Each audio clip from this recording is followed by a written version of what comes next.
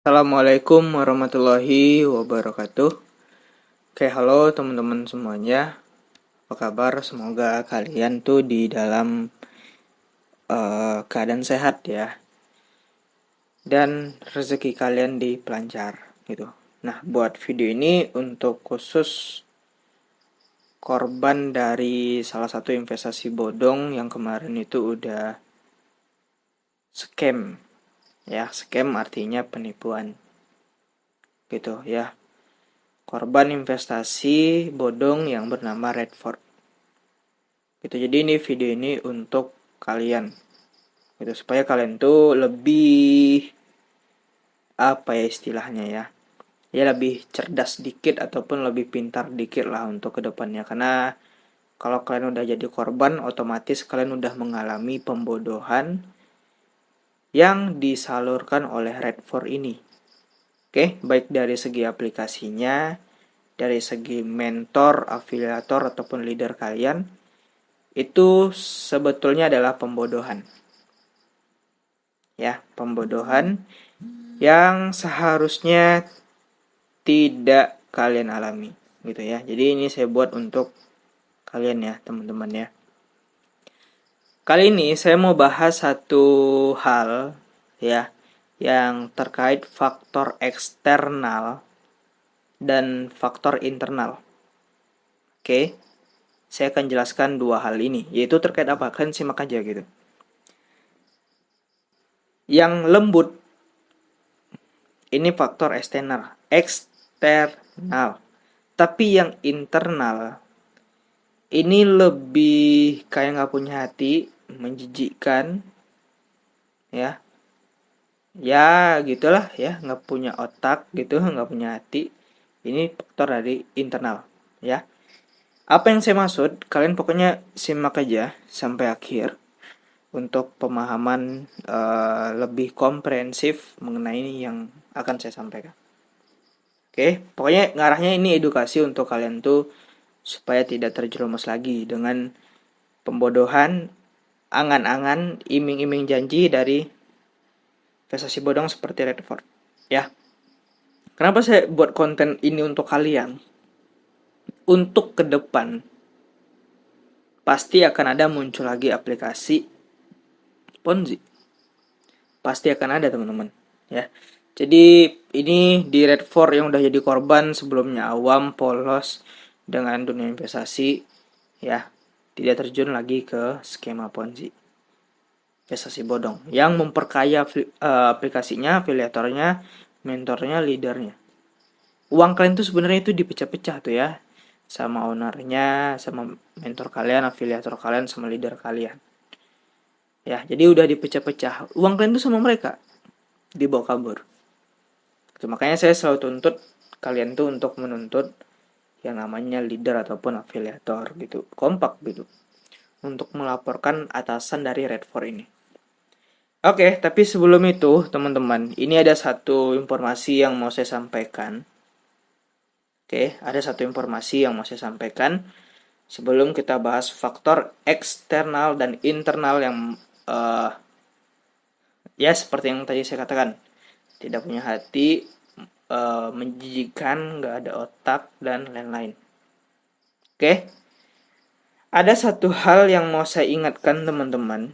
Di samping ini, teman-teman bisa lihat. Oke, yang saya kotakin merah ini di salah satu grup Redford ada bendera Indonesianya, ada heart of-nya, terus bendera Indonesianya. Jadi ini seakan-akan kayak udah resmi di Indonesia gitu.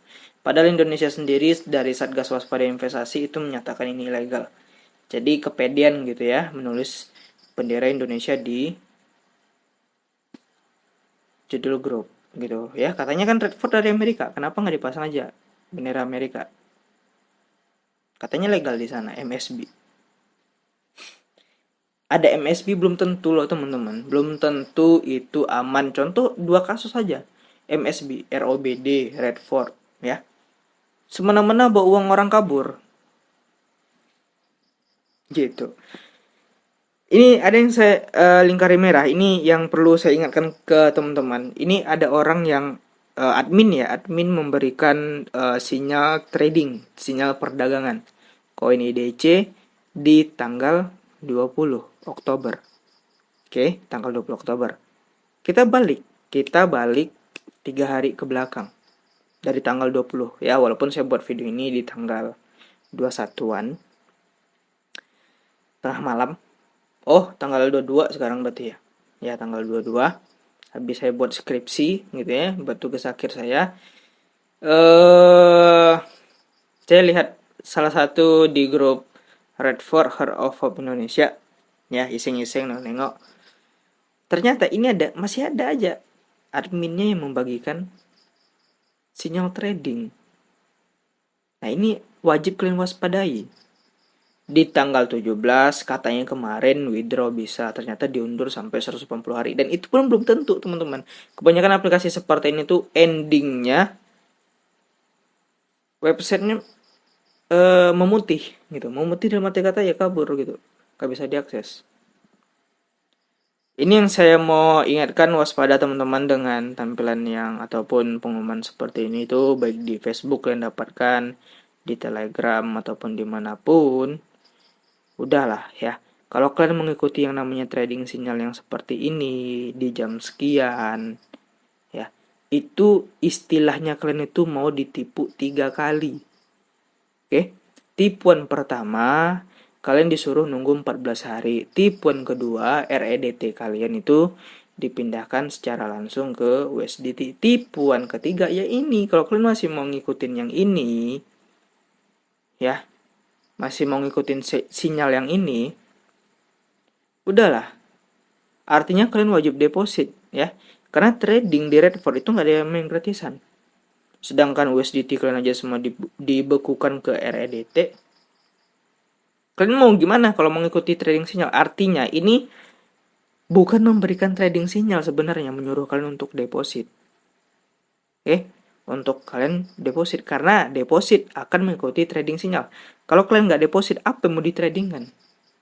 Udah, stop ya. Ini di tanggal 20 masih ada aja tingkah laku admin dari Redford ini yang seperti ini. Sedangkan tanggal 17 kemarin tuh di PHP-in tuh. Semua pemain Redford ya, satu Indonesia itu di PHP-in ya. Jadi tolong kalian nih jangan mau ngikutin lagi, ini pembodohan. Nggak ada tuh yang namanya trading pakai sinyal-sinyalan, pakai leader-leaderan. Nggak ada, bos. Ya. Kalau ada istilah kayak gitu, kenapa Indodax dan lain-lain tuh nggak pakai yang kayak gitu? Ya, ini udah jelas pembodohan. Oke, kita ke inti video ya, untuk menghemat durasi. Kita bahas dari eksternal dulu ya. Saya mau bahas eksternal dan internal yang banyak sekali menyatakan ini penipuan. Redford ini penipuan ketika dia masih berjalan. Banyak sekali faktor eksternal yang lembut. Saya bilang kan eksternal yang lembut. Sedangkan yang internal ini lebih nggak punya hati, nggak punya otak. Ya, apa yang saya maksud? Gini, kalau dari faktor eksternal, ketika aplikasi ini masih berjalan, banyak sekali orang yang mengingatkan dari luar. Ya, dia nggak pemain Redford. Makanya saya bilang kalau eksternal itu kan di luar gitu ya. Ada yang mengingatkan, terutama gitu ya. Terutama saya, yang lebih terutama lagi adalah Satgas Waspada Investasi, pemerintah Indonesia, yang sering mengeluarkan entitas ilegal, pinjol ilegal. Ya, terus ditambah dengan YouTuber seperti saya yang sering membongkar, Bang Anggi, Kak Kinan, Bang Elang, dan mungkin juga yang udah pro itu seperti Pak Chandra Teja, Pak Roy Sakti. Nah, mereka itu udah bersuara mengenai Redford ini. Ini penipuan, udah diingatin. Tapi ya, dengan adanya informasi dari eksternal, ya dari SWI bahkan yang paling tinggi nih, ya referensi kami juga dari sana, kalau menyatakan ini legal, masyarakat Indonesia yang terjerumus ke sana nggak percaya dengan eksternal yang berpikir secara logika. Malah dibilang kalian bukan pemain gitu. Lah, pertanyaan saya gini. Emang pihak OJK harus main Redford sebelum menjelekkan Redford? Nih ya, Kami yang anti ponzi, masyarakat anti ponzi itu udah paham skema seperti ini itu kan berujung tipu-tipu. Jadi nggak perlu masuk ke jurang untuk membuktikan jurang itu berbahaya. Kan saya udah sering bilang seperti itu, bos. Money game itu saya anggap seperti jurang gitu. Jadi nggak perlu masuk ke jurang untuk membuktikan jurang itu berbahaya. Oke, jadi saya udah katakan lembut-lembut di awal di konten saya gitu. Ini penipuan, jangan disentuh. Kalian masukin KTP kalian berbahaya, data pribadi kalian bocor. Nanti ada orang nagih utang ya, yang dimana seperti pinjol, yang dimana pinjol ini menggunakan KTP kalian dan kalian bengkak membayarnya gitu. Itu yang saya takutkan. Bukan cuman tipuan semata aja dari report ini, data pribadi kalian itu nanti disalahgunakan. Dan juga saya udah menyatakan ini trading yang gak logis gitu. Lah kalian masih percaya polisi ada yang main, terus mereka bagi-bagi sembako? Itu modus-modus sampah, bos. Yang kayak gitu tuh udah gak terpakai lagi, udah basi modus-modus kayak gitu di skema Ponzi. Di NL juga ada, ya di NL ada yang kayak gitu tuh, ada modus-modus kayak gitu, cuman nggak dipercaya gitu. Korban masih percaya dengan Redford, dengan iming-iming janjinya, ada polisi yang bergabung bagi-bagi sembako, masuk TV. Nah, kita bahas tipuan yang dilakukan secara internal. Nah, dengan adanya eksternal kalian nggak percaya kalau ini penipuan. Nah, ini dibantai kalian dengan internal. Maksud saya dibantai gimana gitu ya. Di tanggal 17 ya, secara terang-terangan ya, perlahan-lahan Redford ini menampakkan tipuannya. Itu kan istilahnya membantai semua pemain Redford. Dengan harapannya tanggal 17.00, wah itu begadang semua tuh saya lihat di grup. Itu bisa dibuka withdrawnya, katanya seperti itu. Rupanya diperpanjang gitu. Jam 1 ada pengumuman. Jadi kalau faktor internal tuh seperti itulah ya. Membuktikan penipuannya itu nunggu sampai 180 hari. Kemarin pas ada acara di tanggal 1 di Park Hyatt Hotel yang harusnya di Ritz-Carlton, itu kan udah nggak logis tuh, sebuah exchange mengadakan pertemuan tapi tidak mengundang yang namanya seperti regulator yang terkait.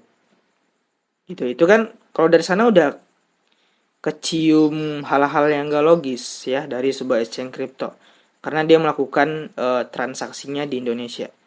Itu menurut saya udah kategori tipuan. Lebih ngarahnya tuh nggak menghargai Bapepti dan OJK, SWI, Patongam terutama. Nggak diundang ke acara itu. Itu merupakan satu bentuk tipuan. Gitu ya. Itu udah tipuan pertama, masih juga nggak percaya pemain Redford. Kemudian disuruh menunggu sampai 14 hari. Nah, tiba-tiba USDT ini pindah ke REDT. Masih juga percaya dengan Redford. Dengan alibinya di tanggal 17 itu bisa withdraw. Nah, di tanggal 17 nggak ada, bos. Satu pun orang nggak ada yang bisa withdraw dari Redford. Udah bangga-bangga tuh komen di kolom komentar saya gitu. Kalau bisa withdraw, hapus channel gitu. Ya, saya nggak pernah ngomong gitu, bos, di konten. Nggak pernah ngomong kayak gitu, saya hapus channel kayak gitu. Bahkan kalaupun terjadi, ya, tutup channel sebagai taruhannya, ya, saya nggak tutup. Kalian yang mungkin nutup diri, malu gitu ya. Orang-orang yang udah berkomentar kayak gitu. Karena disuruh nunggu sampai 180 hari. Nah, pertanyaan saya untuk korban gini aja, ya. Apakah dengan cara faktor internal ini yang udah membuktikan ini penipuan, ya, 180 hari itu terbukti penipuan, kalian percaya Redford ini penipuan ketika udah scam total seperti ini? Ya, ketimbang kalian percaya sama orang-orang yang berpikir logika, mengambil informasi dari regulator, kalian nggak percaya, bos. Ya, kalau repo ini penipuan yang udah disampaikan oleh saya dan teman-teman YouTuber yang lain. Apakah harus mesti kalian menunggu Red 4 ini benar-benar membantai kalian baru percaya? Ya, jadi intinya untuk ke depan ya, saya juga tidak menyarankan ataupun memaksa kalian untuk percaya seutuhnya dengan saya, dengan argumen saya. Cuman gini aja lah ya, kalian tuh jadi netizen yang bijak ketika mendapatkan informasi yang berkaitan dengan keuangan yang saya yakin itu sangat sensitif. Dan kalian jangan terlalu fanatik gitu. Saya sarankan sama kalian, jika ada perdebatan tentang kayak gini di dunia investasi ya, di dunia keuangan ya, itu jangan fanatik lah. Coba kumpulkan argumen orang yang berpikir pro dan kontra. Kalian pikirkan, kalian kumpulkan nih ya, di antara pro dan kontra ini yang logis yang mana. Gitu. Jelas ya, kalau di Redford yang pro dengan Redford itu nggak logis, bos. Untuk promosinya nggak logis, keuntungannya sekian-sekian beberapa persen tuh nggak logis. Sehingga ini jadi daya tarik ya, leader untuk menjerat korban baru. Gitu. Jadi nggak logis, karena nggak kelogisannya itu jadi daya tarik leader untuk membodoh-bodohi orang biar bergabung ke Redford. Dia dapat untung. Gitu. Tapi ujung-ujungnya yang menang itu ya, yang terbukti menang itu adalah orang yang berpikir secara logika. Termasuk saya gitu. Dan juga mungkin masyarakat anti Ponzi. Oke, jadi intinya video ini tuh saya buat untuk teman-teman supaya tidak terjerumus lagi ke investasi bodong, money game, skema Ponzi yang pasti ya akan hadir lagi untuk ke depan-kedepannya. Oke, itu saja video kali ini. Semoga bermanfaat. Terima kasih. Assalamualaikum warahmatullahi wabarakatuh.